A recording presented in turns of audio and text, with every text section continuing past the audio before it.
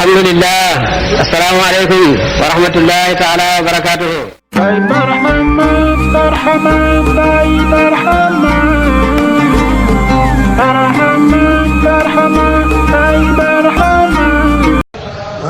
لا إله إلا الله لا إله إلا الله لا إله إلا الله. Salam alaikum la famille, on se retrouve Inch'Allah pour une nouvelle leçon de lecture ici. Donc nouvelle leçon de lecture, cette lettre c'est le kaf, d'accord, le kaf. Ça, le kaf c'est son nom, d'accord, nous c'est son nom, on s'en moque un peu de son nom. Nous ce qu'on veut savoir c'est le son qu'elle fait. Et le son qu'elle fait c'est comme le K en français, d'accord, donc c'est le son K, K, c'est comme le K en français. Exemple, le mot kitabun, kitabun, qui veut dire un livre, d'accord. Donc ça, c'est, comme d'habitude, le début de la leçon. Maintenant, on a nos voyelles courtes, nos voyelles longues. Comme d'habitude, ça ne change pas sur le support de cours. Donc ici, ça nous donne ki, ku, ka, kin, ken, kun. Et j'explique, t'inquiète pas, parce que je sais que tu es en train de bugger ici. La lettre, comment elle s'écrit, tu la vois. C'est ça la lettre, elle est simple. Donc là, quand tu m'as dit ki, pas de problème. Ku, pas de problème. Ka, pas de problème. Kin, pas de problème. On arrive à Ken, c'est là où tu étais en galère. Tu m'as dit, attends frère, Ken, j'ai pas trop compris. D'accord? Alors, Ken, je vais t'expliquer. Déjà, avant de comprendre Ken, il faut que tu comprennes l'histoire de Barbie. D'accord? L'histoire de Barbie, c'est... Non, je rigole, tranquille. C'est Ken, Barbie et Ken, ok. Donc, on va reprendre l'histoire de Ken. Ken, c'est simple en fait. La lettre Kef, celle-là que tu es en train de voir là, qu'on est en train de voir, elle a deux écritures. D'accord? Soit tu vas l'écrire comme ça, c'est-à-dire, hop, et tu fais, Zarma, le petit truc de Superman à l'intérieur. Soit elle va pouvoir s'écrire comme tu la vois ici, sans le alif. D'accord? C'est-à-dire comme ça. Ok?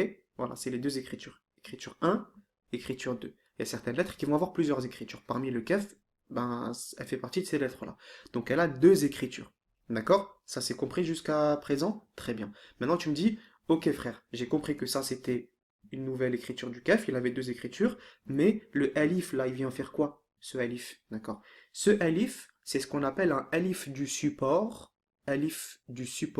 du double fatha. Qu'est-ce que ça veut dire?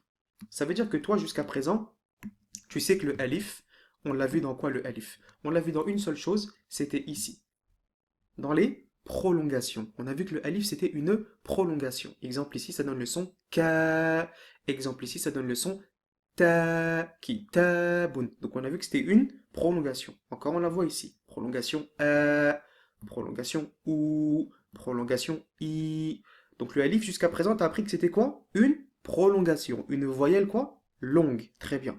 Ben maintenant, sache que le alif dans la langue arabe, il n'a pas qu'une seule fonction. Il en a plein. 5, 6, 7, 8 que tu vas apprendre au fur et à mesure que tu vas avancer dans la langue arabe. Et ben là, je t'en donne une deuxième. C'est le moment de découvrir une deuxième fonction du alif. Donc la première fonction du alif, c'est quoi? Prolongation. Une voyelle longue. Très bien.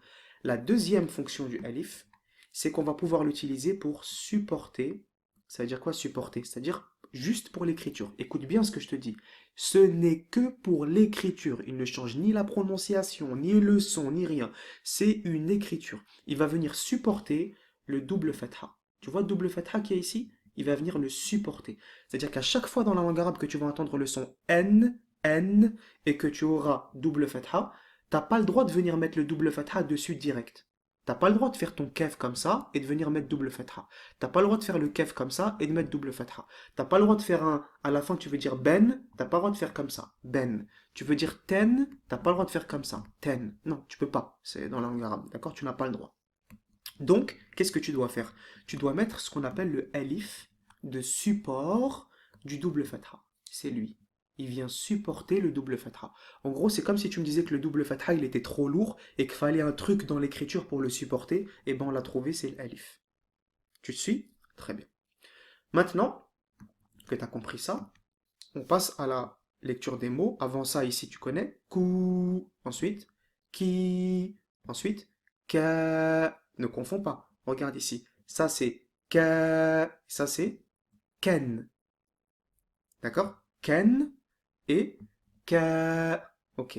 Regarde bien la différence, c'est quoi? Bah, c'est le double fatha, frère. Donc si tu vois que tu as un double fatha, tu comprends quoi? Que le alif, il joue quelle fonction? Il joue le rôle de deuxième fonction, c'est-à-dire, il vient juste supporter. Si tu vois que ton alif, il a rien, il n'a pas de double fatha au-dessus, c'est que la fonction qui vient remplir ici, c'est quoi? Prolongation. D'accord? C'est très simple à deviner, il suffit de regarder. Ok? Ensuite, on passe à la lecture des mots. Ka, ta, ba. Kataba. Ensuite, ka, ti, bun. Katibun. Ensuite, ki, ta, ben. Tu vois ici? J'ai pas dit kitaba. Non, je vais pas lire ce alif-là en tant que. Je vais pas le lire en tant comment dire, que voyelle longue. Pourquoi? Parce que je vois bien ici que j'ai un double fatha. Donc je comprends que mon alif ici, c'est quoi? Il joue pas le rôle de prolongation, mais de support. Il joue le rôle de support. C'est-à-dire quoi support? Que pour l'écriture. C'est que pour l'écriture. Ensuite, ka, bi. Tu me vires cette kasra ici, elle sert à rien. D'accord? Cette kasra, elle sert à rien. C'est une erreur. Tu l'enlèves. Kabiran.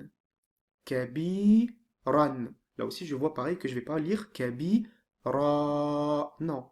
Tu vois bien qu'ici, la fatha, double fatha, elle est supportée par le alif. Ensuite, di kun. Di kun. Ensuite, kurun. Kurun. Ensuite, ka, bi, dun. Kabidun. Ensuite, ku, du, run. Kudurun.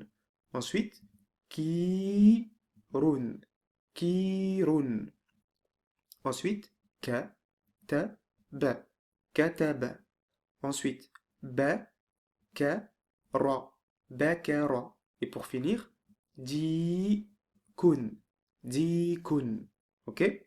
Rappelle-toi toujours, je le rappelle ici, toujours dans la langue arabe, comment je sais, tu as toujours consonne plus voyelle. Consonne plus voyelle. Consonne plus voyelle. On dirait le jeu là, déchiffrer des lettres. Consonne, voyelle. Consonne, voyelle. Pourquoi je te dis ça? Parce que des fois, peut-être que tu vas être en galère pour trouver c'est quoi la voyelle d'un truc. Ah, je sais pas, est-ce que ça c'est par exemple le ya, le ouais ou je sais pas trop. Ben c'est toujours consonne, voyelle, consonne, voyelle, consonne, voyelle. Donc je vois un mot ici, comment je le déchiffre dans la langue arabe ce mot-là? Je sais que la première lettre que je vais voir, c'est-à-dire le kaf, c'est une consonne. Je cherche sa voyelle, c'est quoi? Est-ce que j'ai une voyelle courte? Oui, elle est là. Si j'avais pas eu de voyelle courte, comme par exemple c'est le cas de ce mot-là, je vois la première lettre, c'est quoi? C'est une consonne, j'en suis sûr, parce que c'est tout le temps consonne-voyelle. Donc première lettre, c'est une consonne, c'est le del, ça me fait le son de. Cherchons sa voyelle. Est-ce que j'ai une voyelle courte? Non, j'ai pas de fatha, j'ai pas de kasra, j'ai pas de damma. Donc c'est forcément une voyelle longue. Je regarde la lettre d'après, j'ai bien la voyelle longue. Et c'est tout le temps comme ça, consonne-voyelle, consonne-voyelle. Donc tu ne peux pas te tromper dans la lecture. C'est impossible. C'est impossible. Les seules erreurs que tu peux faire dans la lecture, c'est les erreurs d'inattention parce que tu confonds encore, par exemple, le bas où il y a un point en dessous et le ta où il y a deux points au-dessus. Voilà, ça oui, je veux bien parce que t'as pas l'habitude de lire et tout. Mais sinon, si tu prends vraiment ton temps et que tu réfléchis bien, c'est impossible de faire des erreurs. Ok? Voilà. Ensuite, qu'est-ce qu'on te dit à la fin ici? On te parle de, tu vois, la double fatha s'écrit avec un alif de support. Sauf dans deux cas qu'on verra plus loin. D'accord? Donc c'est deux cas qu'on voit dans le cours complet. Ici, ce n'est pas l'objectif. Et on ne voit pas la lecture non plus, l'écriture, pardon, parce qu'on voit ça dans le cours complet, donc j'en parle pas ici, je veux juste en parler parce qu'ici, tu as deux écritures pour le kaf, c'est tout. Donc ici, c'est la lettre qui s'écrit toute seule. D'accord? Ça, c'est le kaf quand il s'écrit tout seul. Quand je veux dire, hey, tu connais cette lettre? Et j'écris. Voilà, ça c'est quand il s'écrit tout seul, c'est le kaf. Après, tu as le kaf en début de mot, ce sera toujours cette écriture. En milieu de mot, ce sera toujours cette écriture. Et en fin de mot, ce sera toujours cette écriture. Voilà pourquoi il y a deux écritures. Parce qu'il y en a une qui sera en début de mot, en milieu de mot, et la dernière qui sera en fin de mot. D'accord? Donc par exemple, en fin de mot, t'as pas le droit de m'écrire ça comme ça. Par exemple, si je te dis, moi, d'écrire bitaka. Voilà, j'invente, hein. Mais je te dis par exemple d'écrire bi, ta, K. C'est faux ça. Bitaka. Parce que ton K, il est à la fin du mot. Il est à la fin du mot, c'est cette écriture. Donc tu aurais dû m'écrire bi, ta, K. Là, c'est correct. Ok? Donc voilà, c'était juste ça que je voulais te dire par rapport à l'écriture du kaf. Pour la prononciation, rien de difficile, on voit ça aussi dans le cours complet, donc je ne vais pas l'aborder ici en détail, mais rien de difficile, c'est le cas français. Voilà, tout simplement, c'est le cas français, donc ça sert à rien de s'éterniser sur un truc qui est simple, ok? Donc voilà la MIF, bah, c'est la fin de cette vidéo.